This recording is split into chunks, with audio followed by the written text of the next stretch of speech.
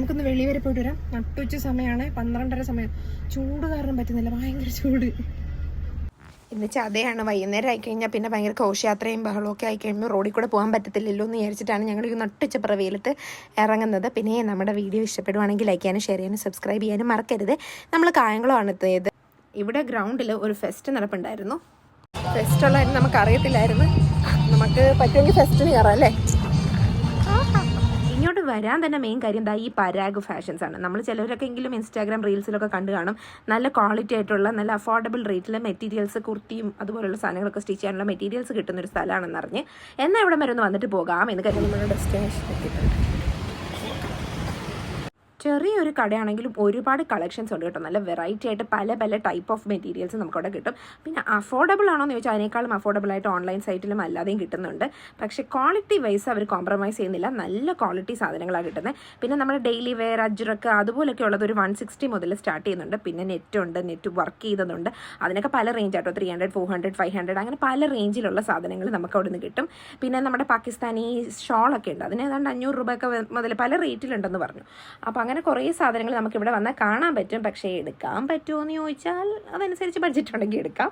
പക്ഷേ നമുക്കൊക്കെ ജസ്റ്റ് സാധാരണ മതി എന്നുള്ളത് കൊണ്ട് തൽക്കാലം കയറിയതല്ലേ എന്ന് വിചാരിച്ച് എന്തെങ്കിലും എടുക്കാതെ പോയാൽ അവരെന്ത് വിചാരിക്കും എന്ന് വിചാരിച്ച് എന്നാൽ 1 മീറ്റർ തുണി വാങ്ങിക്കാമെന്ന് പറഞ്ഞ് വാങ്ങിച്ചു.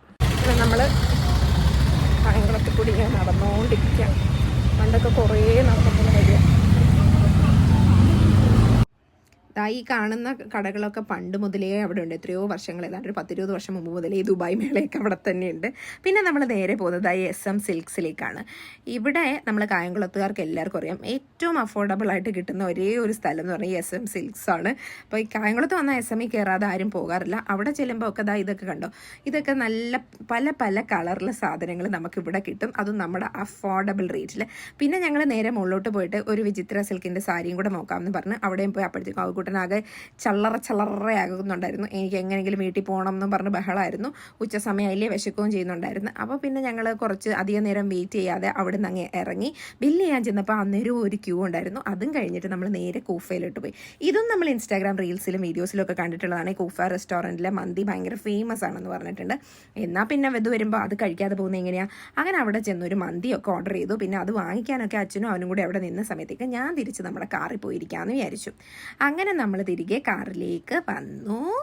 അങ്ങനെ നമ്മൾ ഇവിടെയൊക്കെ കറങ്ങി. എങ്ങനെ ഉണ്ടായിരുന്നു ഇന്നത്തെ ദിവസം? ആ സാരി ഒന്ന് കാണിച്ചേ.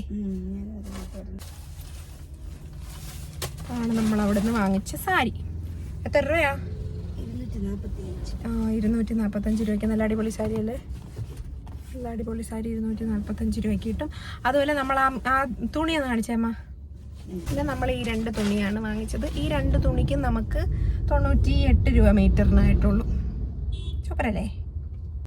നമ്മൾ പരാഗിൽ നിന്ന് വാങ്ങിച്ചത് ഈ തുണിയാണ്. ഇത് കണ്ടോ, നല്ലൊരു പ്രിൻറ്റും നല്ല രീതിയിലുള്ള തുണിയാണ് കേട്ടോ. തുണിയുടെ ക്വാളിറ്റി വൈസൊക്കെ ഇത് 180 രൂപ കൊടുത്താണ് നമ്മൾ വാങ്ങിച്ചത്. 1 മീറ്ററിന് ബ്ലൗസ് പീസ് മാത്രം വാങ്ങിച്ചതാണ്. പക്ഷെ അത് നല്ല ക്വാളിറ്റി ഉള്ള തുണി തന്നെയാണ് കേട്ടോ അവരുടെ.